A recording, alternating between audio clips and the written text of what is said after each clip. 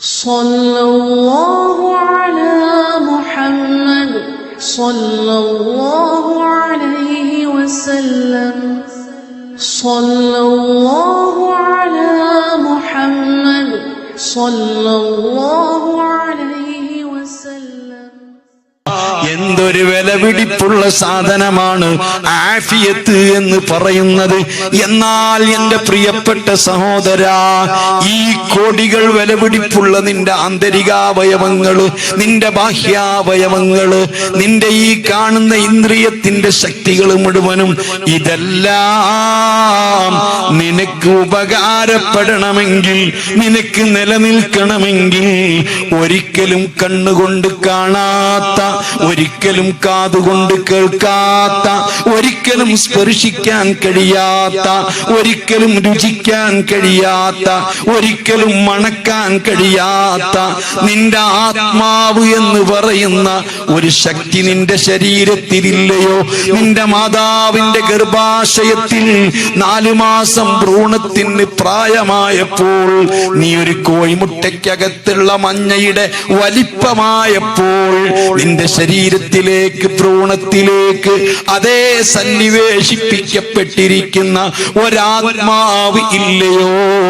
ആത്മാവിനെ ആരും കണ്ടിട്ടില്ലല്ലോ, ആത്മാവിനെ ഒരാൾക്കും പിടിക്കാൻ കിട്ടുകയില്ലല്ലോ, ആത്മാവിനെ ഒരാളും ഇന്ന് വരെ സ്പർശിച്ചിട്ടില്ലല്ലോ, ആത്മാവിനെ ഒരാൾക്കും തടഞ്ഞു വെക്കാൻ കഴിയില്ലല്ലോ, ആത്മാവിനെ ഒരാൾക്ക് മണക്കാൻ കഴിയില്ലല്ലോ, ആത്മാവിനെ ഒരാൾക്ക് സ്പർശിക്കാൻ കഴിയില്ലല്ലോ. ഈ ആത്മാവ് നിന്റെ ശരീരത്തിലുണ്ടെങ്കിലേ ഈ കണ്ണിന് കാഴ്ചയുള്ളൂ. ഈ ആത്മാവ് നിന്റെ ശരീരത്തിലുണ്ടെങ്കിലേ നിന്റെ കാതിന് കേൾവിയുള്ളൂ. ഈ ആത്മാവുണ്ടെങ്കിലേ നിന്റെ കിഡ്നി പ്രവർത്തിക്കുന്നുള്ളൂ. ഈ ആത്മാവുണ്ടെങ്കിലേ നിന്റെ ഹാർട്ട് മിടിക്കുന്നുള്ളൂ. ഈ ആത്മാവുണ്ടെങ്കിലേ നിന്റെ സൗന്ദര്യത്തിന് സ്ഥാനമുള്ളൂ. ഈ ആത്മാവുണ്ടെങ്കിലേ നിന്റെ ബ്രെയിൻ പ്രവർത്തിക്കുന്നുള്ളൂ. ഈ ആത്മാവ് നിന്റെ ശരീരത്തിൽ നിന്ന് പിരിഞ്ഞാൽ പിന്നെ നീ എന്തിനാണ്? നിന്റെ സൗന്ദര്യം എന്തിനാണ്? നിന്റെ കേൾവി എന്തിനാണ്? പിന്നെ നിന്റെ വിദ്യാഭ്യാസം എന്തിനാണ്? ഒന്നും പിന്നെ നിനക്ക് ഉപകാരമില്ല. ഒരാൾക്കും നിന്നെ വേണ്ട.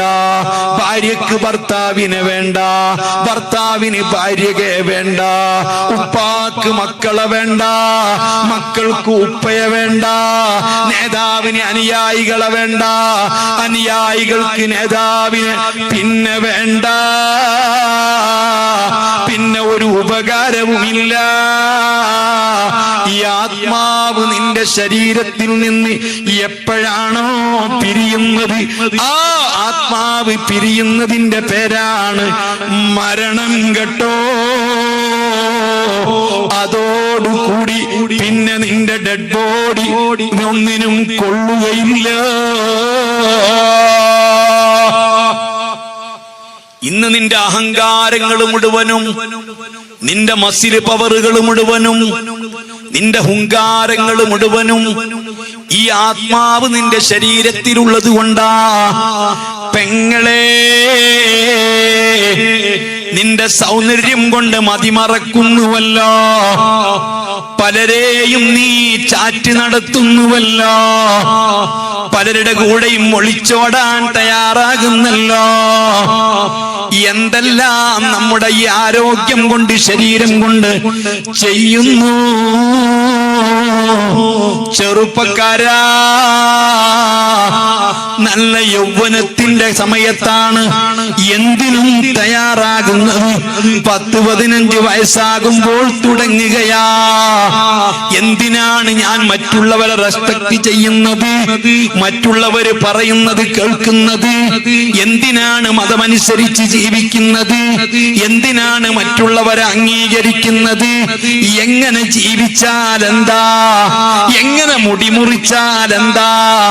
എങ്ങനെ കള്ളു കുടിച്ചാൽ എന്താ, എങ്ങനെ പണമുണ്ടാക്കിയാൽ എന്താ, ആരെ പേടിക്കണം, ആരെ അംഗീകരിക്കണം, എനിക്ക് എന്റെ ഇഷ്ടം പോലെ ഇച്ഛ പോലെ ഞാൻ തോന്നിയതുപോലെ ജീവിക്കുന്നതിനെന്താ?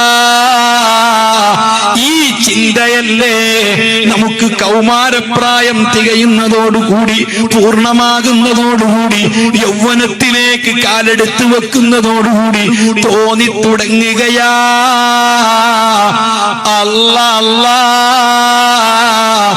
ഈ യൗവനത്തിന്റെ അവസ്ഥ നിങ്ങൾക്കറിയുമോ? സുബ്ഹാനല്ലാഹ്. ഈ ആത്മാവ് നിന്റെ ശരീരത്തിൽ നിന്ന് പിരിഞ്ഞാൽ പിന്നെ നിന്റെ ഈ ആരോഗ്യം എവിടെ? പിന്നെ നിന്റെ മസിലി പവർ എവിടെ? പിന്നെ നിന്റെ സൗന്ദര്യം എവിടെ? പിന്നെ നിന്റെ അഹങ്കാരങ്ങൾ എവിടെ? അല്ലാഹു സുബ്ഹാനഹു വ തആല നിന്റെ ഭ്രൂണത്തിലേക്ക് ആത്മാവിനെ സന്നിവേശിപ്പിച്ച് ഒരു മലക്ക് കടത്തി വിട്ടപ്പോൾ നിന്റെ ആത്മാവ് എത്ര കാലം അതിൽ നിൽക്കണമെന്ന് കൃത്യമായി കണക്കാക്കിയതാ. അത് പിന്നെ തെറ്റൂല. ഒരു മൊബൈലിലേക്ക് റീചാർജ് ചെയ്യുമ്പോ എത്ര ദിവസത്തേക്കാണെന്ന് രേഖപ്പെടുത്തുന്നുണ്ട്, എത്രയാണ് എന്ന് രേഖപ്പെടുത്തുന്നുണ്ട്, എത്ര SMS ഉണ്ട് എന്ന് രേഖപ്പെടുത്തുന്നുണ്ട്, എത്ര നെറ്റ് ഉണ്ട് എന്ന് രേഖപ്പെടുത്തുന്നുണ്ട്, എത്ര കാൾ ഫ്രീ ഉണ്ട് എന്ന് രേഖപ്പെടുത്തുന്നുണ്ട്. എന്നതുപോലെ നിന്റെ ആത്മാവിനെ നിന്റെ ഭ്രൂണത്തിലേക്ക് അങ്ങ് കടത്തിവിടുമ്പോൾ തന്നെ ഈ മലക്ക് ഇതൊക്കെ രേഖപ്പെടുത്തിയതാ. നീ മറന്നാലും കമ്പനി മറക്കില്ലല്ലോ. കൃത്യമായ സമയത്ത് അത് കട്ട് ചെയ്യപ്പെടുമല്ലോ. നീ ഉപയോഗിച്ചാലും ഉപയോഗിച്ചില്ലെങ്കിലും ആ കൃത്യസമയത്ത് അത് കട്ട് ചെയ്യപ്പെടുന്നതാ. എന്നതുപോലെ നിന്റെ ആത്മാവിന് കൃത്യമായ കണക്ക് രേഖപ്പെടുത്തിയിട്ടുണ്ട്. ആ സമയം വന്നാൽ ഒരു മലക്കായിരുന്നു ആത്മാവ് അങ്ങോട്ട് കടത്തിവിട്ടത്. എന്നാൽ മലക്ക് തന്നെയാണ് ആത്മാവിനെ തിരിച്ചു പിടിക്കാനും വരുന്നത്. പക്ഷേ അങ്ങോട്ട് കടത്തിവിട്ടത് ഒരു മലക്കായിരുന്നുവെങ്കിൽ അത് തിരിച്ചു പിടിക്കാൻ വരുന്നത് 500 മലക്കുകളാ. ഞാനും നിങ്ങളുമൊക്കെ മലക്കിനെ വിശ്വസിക്കുന്നവരാ, മാലാക്കമാരെ വിശ്വസിക്കുന്നവരാ. അള്ളാഹുവിന്റെ സൃഷ്ടികളിൽ കോടിക്കണക്കിന് മലക്കുകളാ, പ്രകാശത്തിന്റെ സൃഷ്ടികളാ, വൈദ്യുതി തരംഗങ്ങളാ, വൈദ്യുതി കൊണ്ട് പടച്ച റബ്ബ് പടച്ച പ്രത്യേക സൃഷ്ടികളാ. ആ മലക്കുകള് അവരാണ് 500 മലക്കുകൾ. 250 മലക്ക് നിന്റെ ഇടഭാഗത്ത് വന്ന് നിൽക്കുന്നു, ഇടഭാഗത്ത് വലഭാഗത്ത് വന്ന് 250 മലക്കുകളും നിൽക്കുന്നു. ആ 500 മലക്കുകളാണ് നിന്റെ ശരീരത്തിൽ നിന്ന് ആത്മാവിനെ പറിച്ചെടുക്കുന്നത്. ആത്മാവ് ശരീരത്തിലാകെ വിതരണം ചെയ്യപ്പെട്ടിട്ടുണ്ട്. നേരത്തെ നീ എത്ര ചെറുതായിരുന്നു.